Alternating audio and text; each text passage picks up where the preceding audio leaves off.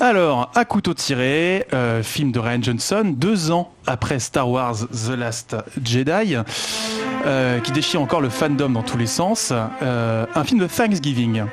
Bah c'est ça, oui, donc Rian Johnson adore le genre du whodunit. Du coup, il a décidé d'en créer une histoire tout à fait originale et qui nous est donc sortie pour Thanksgiving, et ça s'appelle Knives Out, ou en français À couteau tiré. Voilà. Du coup, le pitch, c'est un célèbre écrivain de polar qui est retrouvé assassiné dans sa maison. Toute sa famille qui était présente au moment des faits se retrouve suspecte, et il faudra toute l'intelligence et l'acuité de Benoît Blanc, un célèbre détective en provenance de la Nouvelle-Orléans, pour un petit peu détricoter ce qui s'est passé.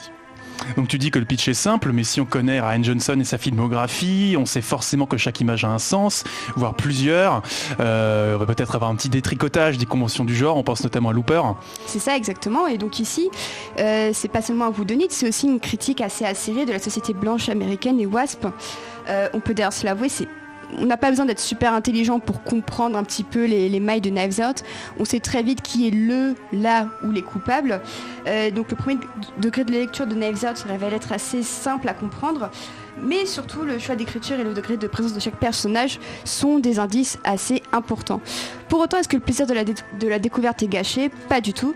Johnson sait où mener sa barque, et il arrive à créer une famille assez détestable, mais qui finit par être attachante dans ses péchés. On a envie de savoir un petit peu tout ce qui se cache derrière tout ça. Alors tu le dis, c'est un film qui est centré sur la famille, avec un casting 5 étoiles, enfin absolument incroyable.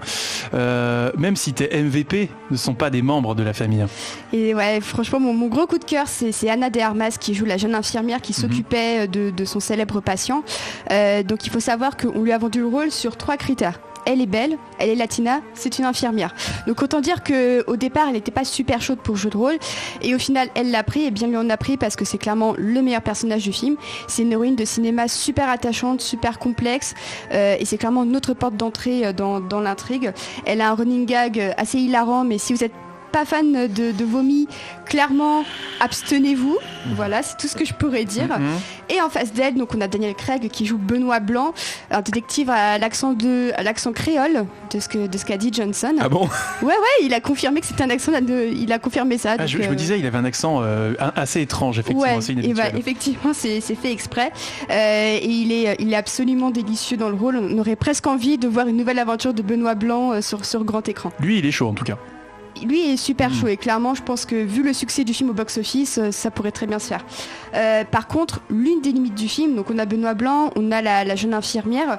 Le problème, c'est que les interprètes de la famille sont tous excellents. Donc on a Don Johnson, on a Michael Shannon, on a Toni Collette, entre autres. Ceci, c'est qu'ils sont pas assez présents, ils sont un peu sous-écrits, et c'est dommage parce que ça reste quand même des personnages qu'on prend du plaisir à suivre, qui sont absolument hystériques de bout en bout.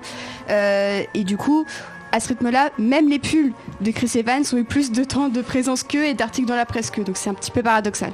Donc tu parlais tout à l'heure de la critique de l'Amérique par Rian Johnson, qu'il fait de manière assez directe, on va dire. On devine que le choix de sortir le film au moment de Thanksgiving, une fête de plus en plus contestée aux États-Unis en raison de l'histoire sanglante qui l'accompagne et qui se cache derrière toutes ces dindes, n'est pas anodin. Exactement. Et puis effectivement, on peut aussi voir le film, donc qui est contemporain, on peut aussi le voir comme une critique de l'Amérique de Trump, extrêmement blanche, raciste, misogyne, à peu près tout ce que vous voulez.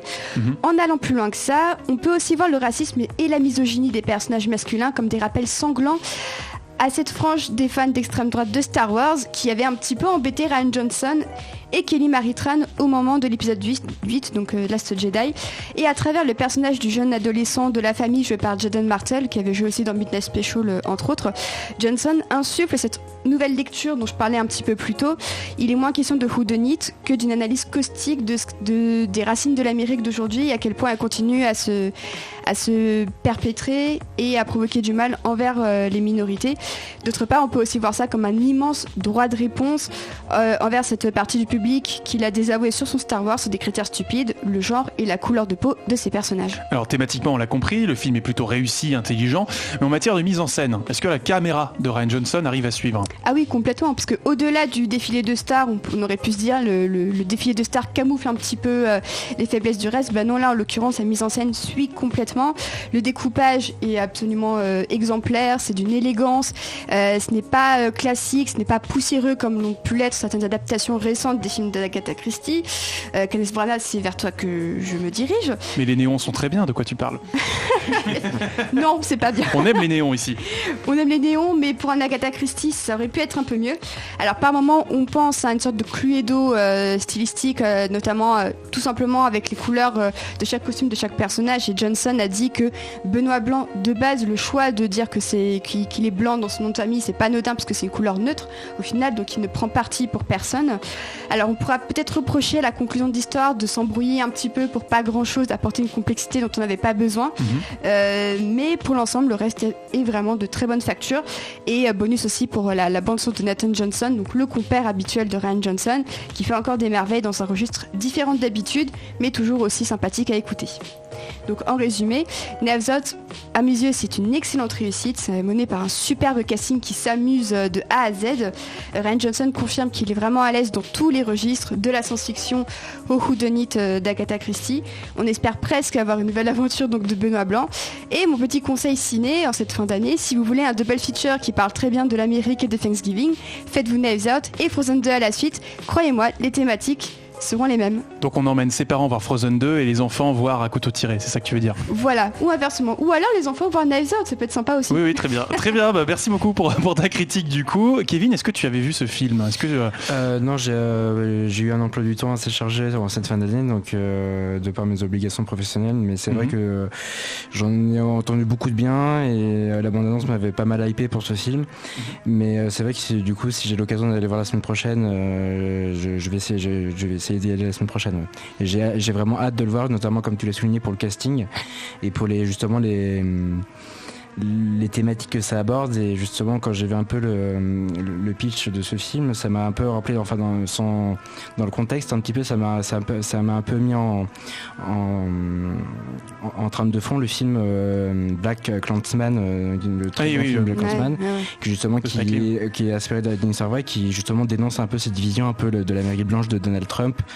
Donc c'est vrai que cette thématique m'intéresse beaucoup et j'aimerais beaucoup donc voir le film. Je pense que j'irai la semaine prochaine le voir. Toi Cédric, tu l'as vu ce film?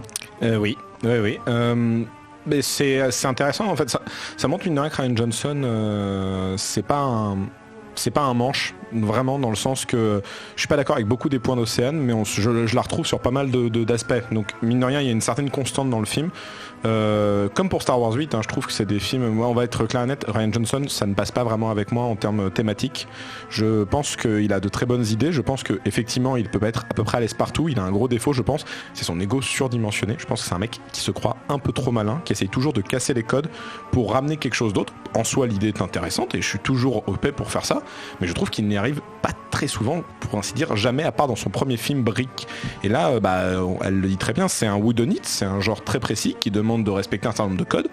Il veut pas les respecter, mais du coup ça fait pas un whodunit parce que littéralement on nous balance un peu des éléments très importants pour l'enquête au bout de 30 minutes de récit, ça change complètement la donne. Et à chaque fois je me dis pourquoi pas, mais je vois pas où il veut en venir.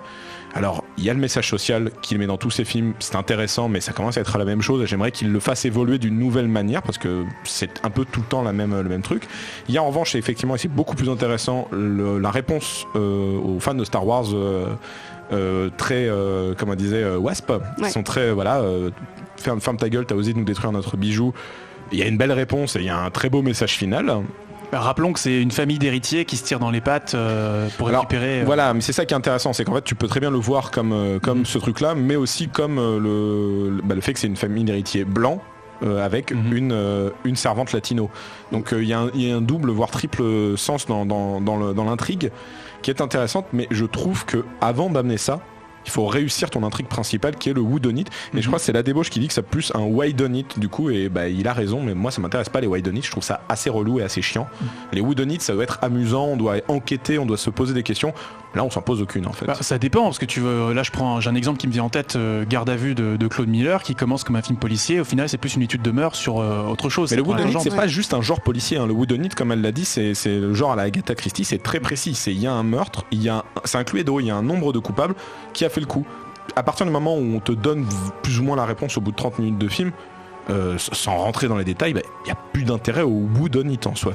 Alors, pour moi, c'est une déconstruction. Enfin, je vais juste ajouter quelque chose, c'est que pour moi, Johnson, pour l'avoir vu à plusieurs reprises, en vrai et tout ça, c'est quelqu'un qui, au contraire, est extrêmement humble par rapport à tout ce qu'il fait. Et je pense que c'est surtout le fait qu'il soit super fan et qu'il veuille déconstruire ce qu'il aime, que je trouve que c'est super intéressant ce qu'il fait sur la SF avec Looper, ce qu'il fait avec le space opéra de Star Wars, maintenant avec le Whodunit. C'est des genres qu'il aime profondément et il se dit comment est-ce qu'on peut apporter du neuf à un genre en le déconstruisant pour lui apporter d'autres sauces. Alors c'est vrai que parfois ça fonctionne pas, et dans ton cas ça va pas fonctionner, mais à mon sens le mot-clé maintenant vraiment de la carrière de Johnson, c'est déconstruire un genre. C'est pour ça que je suis assez curieuse de voir ce qu'il peut faire. Je laisse ça parler notre invité. Je suis d'accord avec ça, mais moi je pense pas qu'il reconstruise à la fin en revanche. Mais okay. Je rebondis sur ce que tu dis, Océane. C'est vrai que je suis totalement d'accord avec toi, c'est que Rian Johnson est quelqu'un qui croit profondément en ce qu'il fait et qui choisit ses projets justement parce qu'il aime cet univers.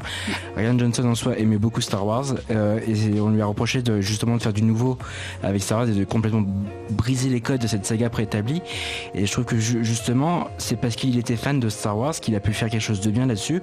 Moi je fais partie des gens qui ont aimé le 8 et qui remercie le travail de Rian Johnson sur ce point, et il a été innovant, mais parce que du coup vu qu'il connaissait l'univers à la base, il a pu se permettre d'être innovant sur ce point. On va pas faire le débat trop en amont non plus, mais effectivement, disons qu'il y a une démarche cohérente dans tout son travail à laquelle au moins on est libre d'adhérer. C'est clairement pas un yes man. Non mais voilà, tu résumes bien, c'est plus est-ce qu'on adhère ou pas à la démarche. Moi j'adhère complètement effectivement à la déconstruction. Après on diffère tous les trois sur le fait que moi je trouve que ça n'apporte rien, sa déconstruction, là où Océane et notre invité Kevin trouvent que ça apporte quelque chose. Donc là c'est vraiment une question de ressenti pur en fait. Chloé, avant de donner la parole au chat. Moi ne connaissant que très très peu le travail du réalisateur, en soi c'est pas sur ça que je me serais focalisée. Moi il m'attirait bien en fait, rien qu'à la bande-annonce, sur la thématique de polar dans tous les cas. La photographie a l'air magnifique, le casting dingue, donc à partir de là c'est pas que vous me l'avez spoilé parce qu'on parle de thématique, mais si je ne savais pas du tout à quoi m'attendre si ce n'est une histoire criminelle, maintenant j'ai un petit panorama peut-être un peu plus approfondi et je suis d'autant plus curieuse. Très bien, sur le chat on a Esteban Green qui nous dit qu'il est assez chaud déjà rien que pour voir Chris Evans qui joue enfin, sachant que depuis le transpersonnage on sait qu'il joue vachement bien Sunshine, quand il est dirigé. Oui, mais entre temps il y a eu Captain America. En fait oui, c'est ça qui sous-entend, je crois, c'est qu'il est pas exploité dans Captain America, mais il dit que c'est dans le transpersonnage il est bien par exemple. S'il vous plaît. Et Darkanum qui nous dit qu'il est assez d'accord sur le fait que Rian Johnson a souvent de bonnes idées mais très maladroitement mises en œuvre et qu'il a quand même grave le melon. Et Shueisha qui t'envoie un missile, Cédric, que Umineko n'est définitivement pas pour toi si jamais tu as envie de te mettre pas ce que c'est, tu vois, c'est la suite du sanglot des cigales. Je l'ai pas vu. Voilà. Pas très bien. Bref, voilà, c'est un visual novel. Peut-être sera-ce Marocco à la fin de l'émission. Très bien. On ne sait pas. Encore une fois, j'aime bien qu'on me déconstruise les choses. Je reprécise le truc. Je suis pas fermé au fait de casser les choses. Très bien. On élargira sur ce sujet-là tout à l'heure. Quelque chose me dit qu'on va avoir de la matière. Les enfants. Jeux vidéo, BD, manga, séries et cinéma de genre. L'actu Pop & Geek, c'est dans Hyperlink, votre cocktail de bulles et de pixels, avec Karel et son équipe, tous les dimanches à 16h, en direct sur VL.